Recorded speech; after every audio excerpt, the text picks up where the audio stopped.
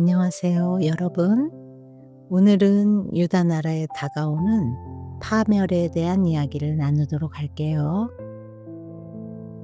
요시야 왕이 전쟁터에서 죽은 후 유다는 급속히 혼란과 타락의 길로 내려가고 있었어요.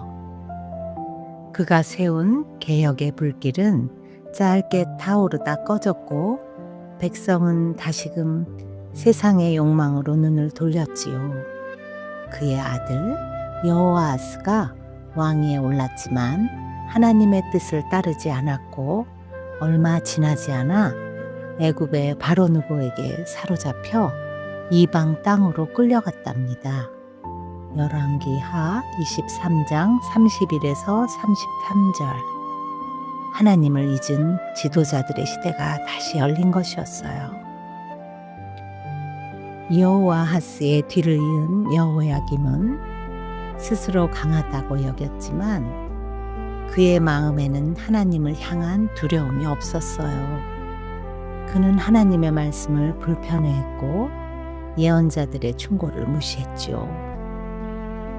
하나님은 여전히 자비를 베푸시며 선지자들을 보내셨지만 백성은 귀를 닫았어요.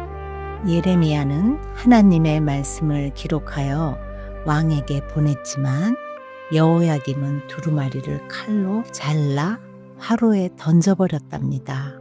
예레미야 36장 23절.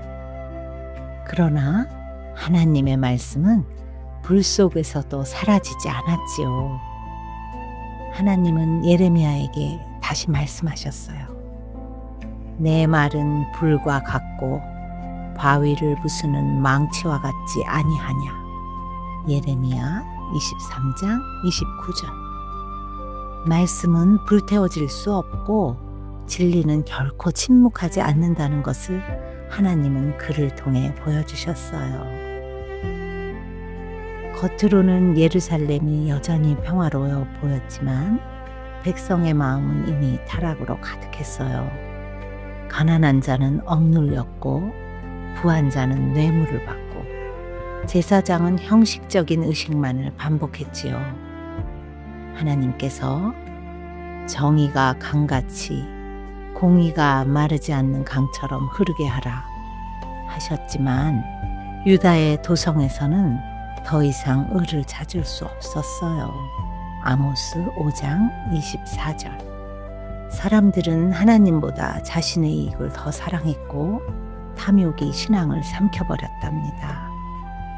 그러나 하나님은 여전히 포기하지 않으시고 한 민족의 순종을 통해 교훈을 주시려 하셨어요. 하나님은 예레미야에게 르갑 사람들을 찾아가라고 명하셨어요.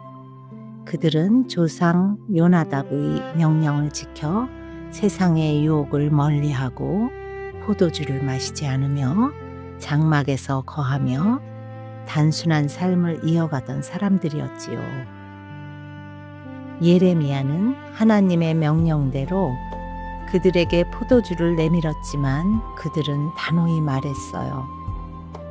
우리는 우리 조상의 명령을 지켜 포도주를 마시지 않습니다. 예레미야 35장 6절. 하나님은 그들의 순종을 유다에게 교훈으로 삼으셨지요. 르갑 사람들은 인간의 명령에도 순종하였거늘 내 백성은 나의 말씀을 듣지 아니하였다. 예레미야 35장 14절. 그 말씀에는 하나님의 깊은 슬픔과 한없는 사랑이 함께 담겨 있었어요. 그러나 백성은 여전히 완고했어요. 바벨론의 군대가 북쪽에서 다가오고 있음에도 그들은 여호와의 경고를 무시했지요. 거짓 선지자들은 평안하다, 아무 일도 없을 것이다 라고 속삭이며 백성을 잠재웠어요. 하나님께서는 여러 번 그들을 깨우셨지만 그들은 깊은 영적 잠에서 깨어나지 않았어요. 하나님은 말씀하셨어요. 너희는 이 모든 일을 행하였으나 내 말을 듣지 아니하였도다. 예레미야 35장 17절. 그 말씀은 단순한 책망이 아니라 사랑하는 자녀를 잃는 아버지의 눈물이었지요. 마침내 하나님의 경고가 현실이 되었어요. 바벨론의 군대가 예루살렘을 포위했고 성벽은 무너졌으며 성전은 불길에 휩싸였어요. 왕들은 도망했고 백성은 포로로 끌려갔지요. 거리마다 울음소리가 가득했고 하늘에는 연기가 피어올랐어요. 그러나 하나님은 여전히 그들을 향한 사랑을 거두지 않으셨어요. 내가 너희를 향한 나의 사랑을 아나니 평안이요 재앙이 아니니라. 예레미야 29장 11절. 심판 속에서도 하나님은 회복의 약속을 준비하고 계셨던 것이지요. 예레미야는 무너진 예루살렘을 바라보며 울었어요. 딸 시온이 어찌 그리 외로이 앉았는가. 예레미야 애가 1장 1절. 그는 절망 속에서도 하나님의 자비를 노래했지요. 여호와의 자비와 긍휼이 무궁하심으로 우리가 진멸되지 아니하였음이니이다. 예레미야 애가 3장 22절. 예레미야는 믿었어요. 파멸은 끝이 아니라 시작이며 폐허 속에서도 하나님의 은혜의 새벽은 반드시 찾아온다는 것을요. 하나님은 포로된 자 중에서도 회개하는 이들을 통해 새로운 역사를 준비하고 계셨어요. 심판은 파괴가 아니라 정결의 과정이었고 징계는 절망이 아니라 회복의 문이었답니다. 다가오는 파멸은 단지 유다의 멸망 이야기가 아니었어요. 그것은 말씀을 거절한 세대가 맞이한 영적 파산의 기록이자 끝까지 기다리시는 하나님의 인내의 증거였어요. 하나님의 말씀은 불처럼 타오르며 그 불은 죄를 태워버리지만 동시에 회복의 빛을 남기지요.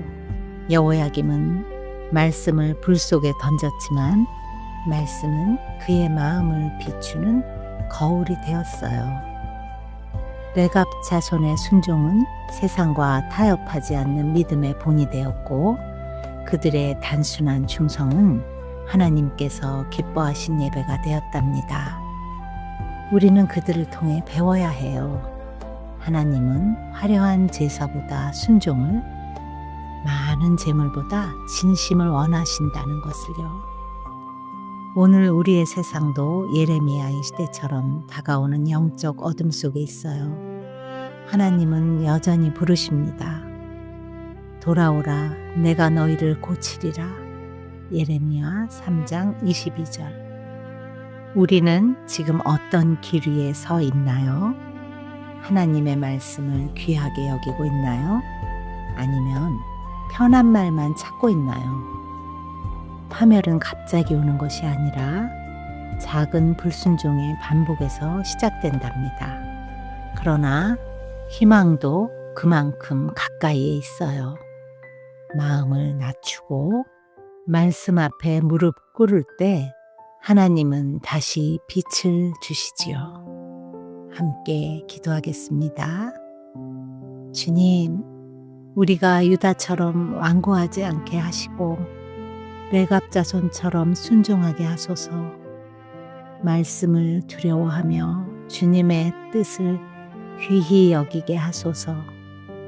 교만을 꺾고 겸손히 돌이키게 하시며 심판보다 회복을 선택하게 하소서. 주님, 우리의 마음이 식어갈 때마다 말씀의 불로 다시 태워주시고 세상의 유혹보다 주님의 진리 안에 거하게 하소서. 다가오는 어둠 속에서도 믿음의 등불을 들고 서게 하시며 파멸이 아닌 새벽의 빛을 보게 하소서. 예수님의 이름으로 기도드립니다. 아멘.